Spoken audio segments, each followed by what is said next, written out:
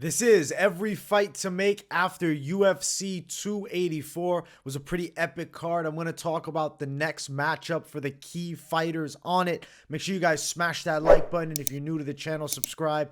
First, we will talk Islam Makhachev. He defended the belt in a very close battle with Alexander Volkanovski. People were up in arms saying, listen, it's a robbery. They thought Volk should have won. I think that's the bias of Volkanovski just dominating that fifth round. And then people even look at the fourth round, and I've seen some people on their scorecards say they're giving that fourth to Volk. Makhachev had his back. Was he able to secure a submission? No. Was he really able to get anywhere close to it? No. But that's a very dominant position, having an opponent's back. Volkanovski's landing more strikes from there. I can see the confusion, but to me, it was a real 3-2 for Alexander Volkanovski. But the fight leaves with a bad taste in the mouth because Makhachev was on his back, getting beaten down and looked broken. If we had a 6-7 round fight, I think that Volkanovski's winning. If there's no end to the fight, unless there's a stoppage, it looks like Volkanovski's getting his hand raised. So he had one of those Nate Diaz wins like Diaz had with Leon Edwards. So now Makhachev is in a spot. Who's the next fight for him? There's too many questions. I'm throwing the rematch together right away. Yeah, we can wait, this, and that. Yeah, I know Yair's waiting in the wings. Problem is, this is a legendary matchup of number 1 and number 2 pound for pound. Fuck the interim title at 145. It was an undeserving belt. Yair looked great, but there was no reason to do that stupid shit because now you run into this issue. Well, what do we got to force Volk back down when he barely lost to the champ at 155? Makhachev said, I want a clear contender, the next guy. Talking about he wants the next guy challenging him to be the clear contender. It's Volkanovski. What are we giving? Dustin Poirier a shot? He's won one fight. He beat Michael Chandler. Chandler already had lost to Gaethje. Gaethje coming on also lost to Oliveira. Oliveira scheduled to fight Beneil Dariush. Beneil Dariush has beaten a lot of people, 8 wins in a row, but no signature win against a real top-tier guy. If he's able to get past Oliveira, great, we do that fight. Problem is, that fight's being proposed for April. Makhachev wants to be an active champion. Does he want to be out until September, October? What if an injury happens? And then let's say Volkanovski's back down and he fights Yair. There's an injury there. Why are we delaying this epic rematch? Fuck that. Let's make it happen ASAP.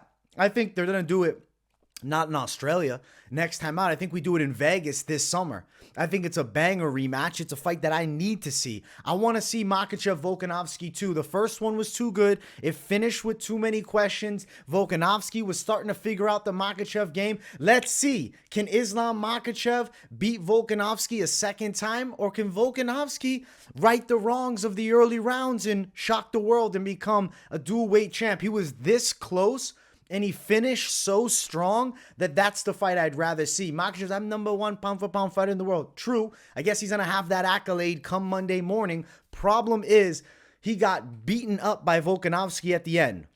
We score the fights round by round, but the casual fan watching, they're like, listen, Volkanovski's beating his face in at the end of the fight. How's that not a win? They're in shock. I think we run it back. I feel like there's a lot of question marks. If that was a fight, like I said, with no rounds, I'm picking Volkanovski. I saw an Instagram post that they were in the woods together fighting to the death. The man who's leaving is probably Volk. So let's do it in the cage. Let's make it happen. Another 5-round main event. Let's do it this summer. Let's not wait around for some shit to go sideways, for some injury to happen. You made fucking Moreno versus Figueiredo 4 straight times. Let's do this fight now. Let's make that happen. I know Moreno had an interim belt in the wings that went down with him and Kai Kara-France, but that's only because Figgy was out for a bit. This is the matchup to make. We need to see these two run it back right away. It's too damn close. There's too many questions, and I think the hype on a rematch is going to be bigger than this first fight. So yes, please, let's do it again. I want to see Makhachev Volkanovski too. That's my pick. Now, moving to Rodriguez, he's in a spot where he can either choose to wait for the champion, which I do think he'll probably do, and maybe that happens somewhere towards the very end of 2023.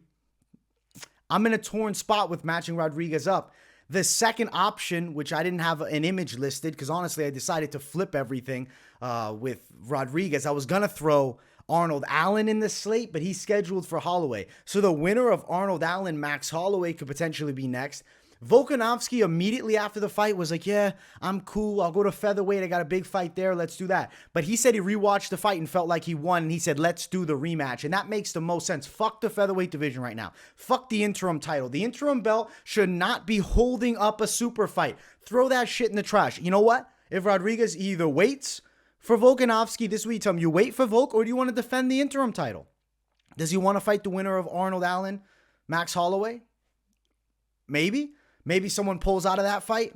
He jumps in, takes on one of those guys, rematch with Max Holloway. I don't know exactly, but right now my focus is not for the featherweight division. It's for MMA legacy and all-time historic matchups. That's what my focus is on. So for Rodriguez, sorry, bud.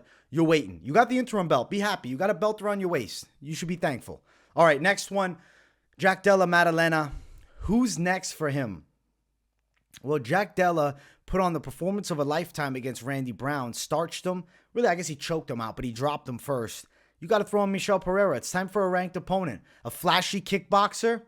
Jack Della's going to beat his face in. I love this fight. I feel like Jack Della Maddelena's going to close the gap, and he's going to knock Michel Pereira unconscious. He's going to beat his ass. The stylistic matchup, it's all Jack Della. When you look at Jack Della, that's the face. Get used to that crooked-ass nose. That's the face of a future title challenger. Striking-wise, he's one of the scariest guys we've ever seen at welterweight. I compare his stand-up game. It stands out. Like, obviously, I'm not going to say he fights like a Wonder Boy or fights like a Conor McGregor, but he has that certain flow that's very pleasing to watch, and I feel like his power is kind of out of this world. I mean, he touched Randy Brown with one right hook, and Brown's whole body was given out. He's going to knock Pereira out too. Pereira's a very flashy striker, but he's not nearly as effective. I think that's a great matchup. You bring that fight together this summer. Pereira is also looking for an opponent, so maybe Jack Della wants it sooner. Maybe we do it in spring, maybe April time, because Sean Brady pulled out of the fight with Michel Pereira. I'd watch Jack Della, Maddelena, and Michel Pereira any day of the week. That's a yes, please type of matchup. And I think Jack Della will box his face off. Pereira does a lot of flashy stuff. He's toned it down a bit. He's still super explosive. But when he gets touched with a real guy that can box, a real guy that can close that gap, good combination puncher, the smooth, crisp boxing of Jack Della Maddalena, we're getting a clean KO. And I think Maddelena is on the superstardom track, man. He's got the skill set to be really, really good. Let's keep running. It's Josh Emmett. He's in a shit spot because he got fucked up by Yair. I feel like this is the only guy that makes sense. Brian Ortega. Sorry, dude. You fought against Yair Rodriguez and lost for the interim belt. I can't give you Korean Zombie, or I can't give him somebody way in the back of the top 10, top 15. You have to fight another top caliber guy because you just fought for a belt. Brian Ortega, to me, makes sense. He lost to Yair too. He's coming off injury layoff. Josh is going to need some time off because he took a beating. The kicks to the body really fucked him up, and then Yair just broke him. Josh Emmett, I think this is the fight. Unless he denies it, unless he wants to retire. He looked broken at the end of that fight, and I think Brian Ortega would be a hellish matchup. I don't favor Josh Emmett in that matchup after seeing this fight either. I think a submission would be super live for Brian Ortega too, but I want to see this fight. At this point, Josh Emmett's right at the tip top of the weight class still. So it's either, stay at the top by beating the better guys. And I think Brian Ortega needs a foe to come back to that's still pretty top caliber. Josh Emmett makes sense. I like this fight. I'm going to say Brian Ortega versus Josh Emmett could be next. I think it should be next, actually. So, yeah, that's what I'm picking. All right, looking at Menifield, he had a fucking draw. He should have got the win, but he fence grabbed, so I guess he shouldn't have got the win. His striking was on point. Jimmy Crute did finish strong with the grappling, but I got different matches for both guys. They say, oh, we want to do a rematch. We know how the UFC is. They don't like doing draw rematches with guys that are outside of that top 10, top 15. Menifield wasn't even ranked. So I said, okay, Menifield should have won the fight if there was not a point deduction. I'm going to move him forward as if he's the winner. I feel like the UFC might think the same. Maybe it's an early point deduction in their opinion. Let's throw him Khalil Roundtree, maybe the most overrated guy in the top 15. Someone that I think Dustin Jacoby probably should have got the decision nod over. Menifield hits really hard. Khalil hits really hard. I feel like Menifield could bring the pressure and maybe even break a Khalil. I want to see the matchup. Power striking versus power Muay Thai. I want to see the matchup. I don't know. I'm thinking about how it would go. I might favor Menifield after this one, but I don't know. Late he does gas a bit, but Khalil doesn't have a great gas tank late either. This is a coin flip fight, but it makes the most sense because I think you give Menifield another ranked opponent and another chance to break into the rankings. And it makes sense to drop him to the number 13 guy after fighting the number 12 guy, and probably should have won, but it's a draw. So I'll keep him with a good opponent next. I think we do Menifield versus Khalil Roundtree, but an early pick on that one, tricky as hell. Yeah, it's an interesting matchup. Looking at Jimmy Crute, I feel like for him, you kind of penalize him a little bit, right? He was getting beaten up badly. His stands-up suspect. He's like twinkle toes on the feet. The chin is high. Grappling is good, and he's got heart. But, dude, his head movement's non-existent. He walks into punches. This is the guy, Devin Clark. Devin Clark looked pretty solid against Daun Jung, and I feel like he deserved the ranked opponent after that one. And I think this is the perfect matchup. Jimmy Crute versus Devin Clark. That's the fight I want to see next. I think that Jimmy Crute is a real suspect chin at this point. Suspect stand-up. Devin Clark beat Alonzo Menifield, and I feel like he's on a nice little roll. Good pressure wrestler. I think Devin Clark could be very live to win this fight. Interesting, though, right? Because Jimmy Crute is going to be in with a guy who engages in the grappling, maybe we can see more of that jiu-jitsu, and he can have a good showcase against Clark, who wants to break into the rankings, is definitely hungry to do so. Got some good wins he's putting together. He's kind of finding his flow in the UFC. So I'm going to go Jimmy Crute versus Devin Clark next. As much as I want to see the Menifield rematch with Jimmy Crute because it's inconclusive, I doubt the UFC does that. So we're going to give Devin Clark to Jimmy Crute. Let's talk about Justin Tafa, the one-punch sniper. Beautiful left hand that just flatlined Parker Porter. His boxing is pretty dangerous. He's a hard-hitting Samoan. What do you expect? If he lands, he does the walk-off KO. This is the fight. Him and Chris Barnett. Him and Ugly Bear. Ugly Bear's 1-1 in the octagon. You see Justin Tafa having some success with 2 straight wins. Beating Parker Porter is a solid victory, but I still think you need to beat someone else. I think Ugly Bear, Chris Barnett is the guy to try to beat. This is the matchup I want to see. I like the idea of doing this fight. I feel like Tafa, his power is real, man. He could hurt Chris Barnett. Barnett's a fan favorite guy. It gives Barnett a chance to fight someone that, you know, has big power and whatnot, but isn't like super well-rounded. And then it gives Justin Tafa a chance to beat, you know, kind of a notable, fun fighter. I guess I wouldn't say that Chris Barnett's a household name by any means, but he's a fun fighter to watch. So to me, I'm going Justin Tafa versus Chris Barnett next. Let's keep running. Randy Brown, he got beaten badly by Della Maddelena, but that doesn't mean he's, you know, completely done. I think you give him Alex Morono, who was looking good against Ponzinibbio, but got knocked out late. I'm kind of curious to see the striking clash because Randy Brown has really good outside boxing and speed, but Alex Morono with the more wider Thai style closes the gap with hooks well. We just saw Brown hurt and knocked out against Della, who's a damn smooth boxer. We get more of a wild style with Alex Morono. Fun clash of styles. I'd like to see this fight.